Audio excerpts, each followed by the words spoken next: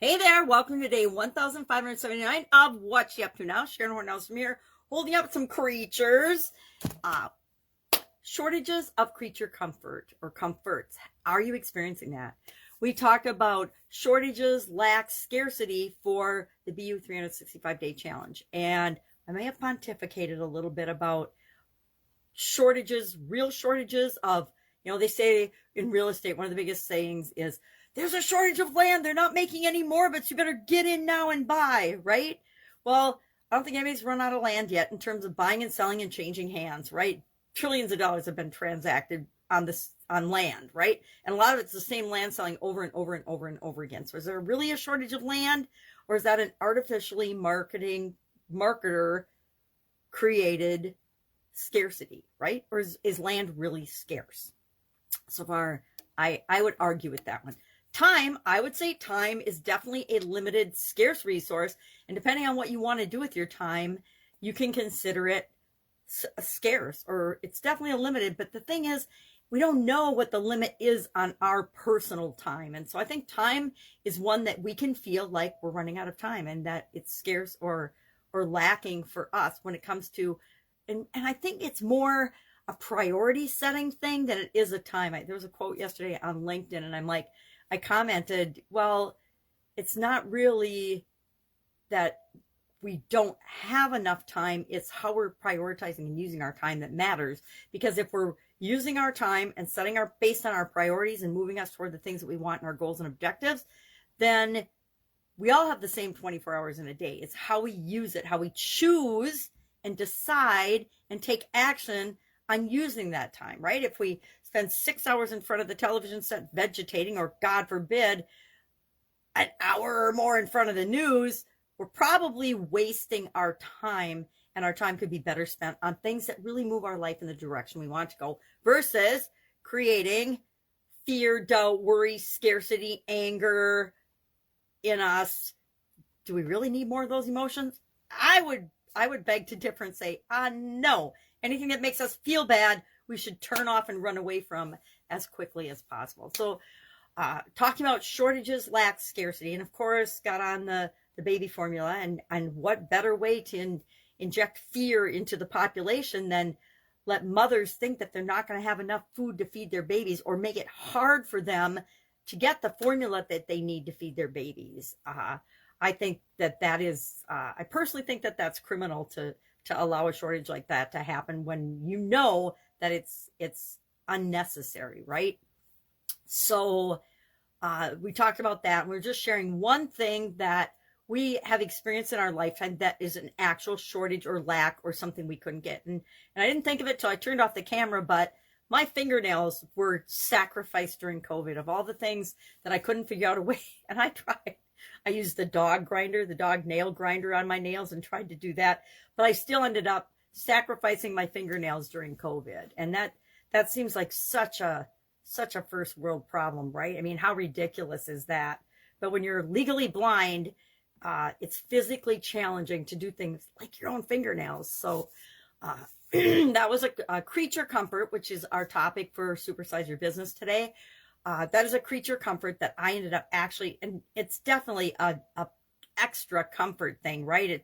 Nobody has to get their fingernails done. It's a luxury that I never even afforded myself. All the time I was in corporate America, every Sunday night I would sit with my kids, much to their dismay, and we would watch Xena Warrior Princess and the X-Files, and they hated the X-Files. Although my daughter's really into aliens now. She and her husband love to watch alien documentaries and alien shows and things. I think it's fascinating.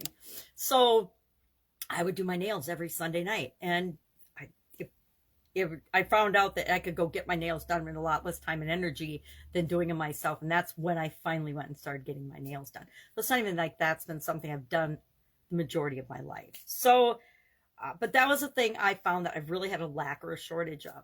And there's things that we can do in our life to make sure that the things that are really important to us are available when we need them. Now, if other parties are creating shortages of things we're used to always having on purpose, which I believe there's probably some nefarious things that went down with the COVID pandemic that caused there to be shortages of things that normally would not even have been a shortage or necessary. Think toilet paper, hand sanitizer, face masks, all of those things. So I'm not talking about when, and I would contend that the vast majority of shortages we experience these days are intentional, not in necessarily a nefarious way, but in a way to generate interest, generate and create demand so that the price of them will go up, right? Especially when it comes to commodities and things that we've never had shortages of before. So again, that's a whole topic, but we want to think about what are some of the things that we can do to have creative alternatives to things that we're having a hard time getting. If we believe and we know that there's always a solution to every problem, every situation, and we know that and believe that in ourselves, we really don't experience shortages and lacks of things very often, right? And so we don't feel like there's a scarce amount of resources. We don't feel like there's a scarcity of things. Now, again, when things are artificially created to increase fear, doubt, worry, anxiety, and depression, and to control people, think gas prices and inflation. As much as we don't want to admit it, that is all being done intentionally to control us, right? I'm part of the masses to control all of us. And I'm not even going to go into that because it doesn't have anything to do with growing and supersizing and building my businesses. Does it mean some of my costs and expenses when it's an inflationary time are going up? Yes. Will I let it shut me down? Nope. There's always a solution. We'll always figure out a way to make whatever we want to have happen, happen. If we believe and have that mindset. So creature comforts was our idiom for supersize your business today. And I talked about customer experience, employee experience, company culture, and what all those things mean to us. So I've never really thought of as a specific segment the creature comforts of the organization as a separate thing, but I might create it like an audit checklist for that because I think it could be really valuable because it's one of those things we want to have in our company. We want to maintain the culture. We want to have a healthy culture, but as we grow and build and supersize, so often it gets chipped away at. It's like our belief in ourselves and our self-esteem and our confidence and our ego. Sometimes the world around us just chips away at us, and we don't realize the impact it's having until there's an event or a situation that really brings it to our conscious. And so